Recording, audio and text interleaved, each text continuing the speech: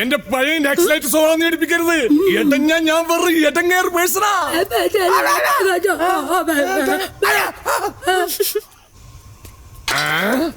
എന്താ പറഞ്ഞത്? ഇവളെ ഇന്ന് ഞാൻ ശരിയാക്കി തരാം. എടി എന്താണ് പറഞ്ഞത്? കല്യാണം കഴിഞ്ഞിട്ട് 10-20 വർഷമായി. ഇപ്പോഴും അമ്മ എന്നാ പറയുന്നത് അച്ചായിക്ക് മനസ്സിലാവുന്നില്ലേ?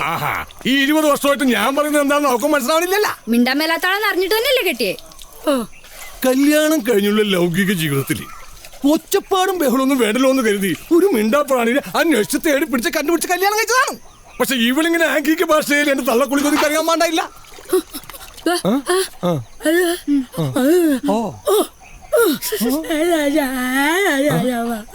ഇപ്പെന്താ പറഞ്ഞേ? അതുകൊണ്ടൊന്നുമല്ല അമ്മ കെട്ടിയത്. പോലീസുകാർ ഇടിച്ചു പിഴിഞ്ഞു പുഴുങ്ങിയെടുത്തിയാളെ വേറെ ആര് കെട്ടാനാന്ന്?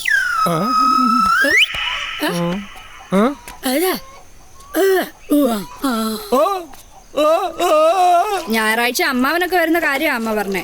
അവര് വന്നിട്ട് പോട്ടച്ചായി. നിനക്കറിയില്ല നിന്റെ മാമന്?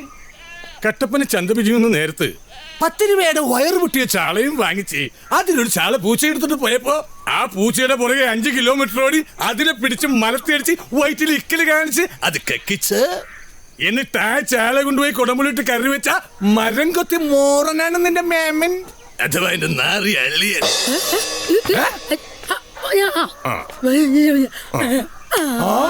എന്താ പറഞ്ഞത്? ഇപ്പെന്താ പറഞ്ഞത്? അമ്മാവനൊക്കെ എന്തായാലും വരും. അച്ഛനെ പറ്റില്ലെങ്കിൽ ഇവിടുന്ന് നോക്കോളാൻ. എന്താടി വന്നത്? അടുത്തതിന്റെ കാണാക്കൊറ്റി നോക്കട്ടെ. അളിയ വന്നോട്ടെ, നിന്റെ ആളെ വന്നോട്ടെ, അവളുടെ അമ്മാവനും വന്നോട്ടെ.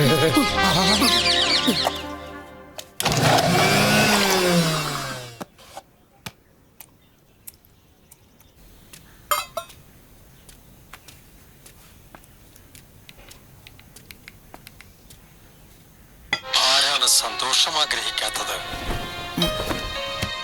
പക്ഷേ വലിയ വില കൊടുക്കേണ്ടി വന്നാൽ പുകവലിക്ക് വലിയ വില കൊടുക്കേണ്ടി വരും.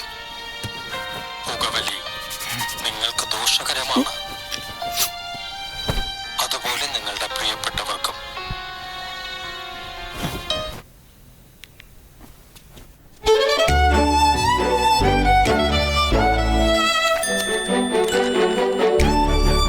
ലോകം അറിയപ്പെടുന്ന നായക നടനാവണം.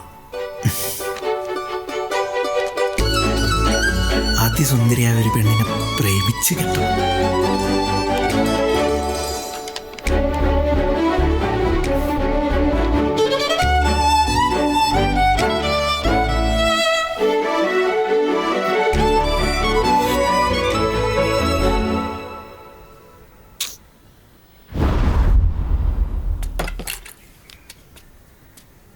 ഒരു 8 വ്യത്യാസമുള്ളൂ.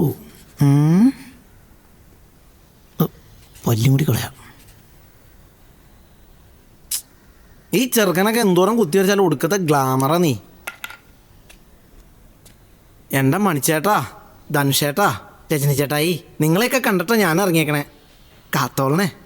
പക്ഷെ ആഗ്രഹം കൊണ്ട് മാത്രം ഒരാൾ നടനാവില്ല. അതൊക്കെ എനിക്കറിയാം sir. A for acting, C for concentration, T for timing, അതൊക്കെ ഞാൻ വായിച്ച് മനസ്സിലാക്കിയിട്ടുണ്ട്. വായനയും കൊള്ളാം. പക്ഷെ നല്ല നടനാവണമെങ്കിൽ ജീവിതാനുഭവങ്ങൾ വേണം, നല്ല നിരീക്ഷണ ബോധം വേണം. നമുക്ക് ചുറ്റുമുള്ള ആളുകളെ, സുഹൃത്തുക്കളെ, പരിചയം പോലും പഠിക്കാനുള്ള മനസ്സുണ്ടാവണം. അതൊക്കെ അവതരിപ്പിക്കാനുള്ള പ്രതിഭയുണ്ടാവണം. അതുണ്ട് സർ. മോഹൻ, നിങ്ങൾ നടനാവണമെന്ന് നിങ്ങൾ തീരുമാനിച്ചിട്ടുണ്ടെങ്കിൽ അതായിരിക്കും. അത് ഞങ്ങൾ മാത്രം ആഗ്രഹിച്ചാൽ പോരാ, നിങ്ങളും കൂടെ വിചാരിക്കണം.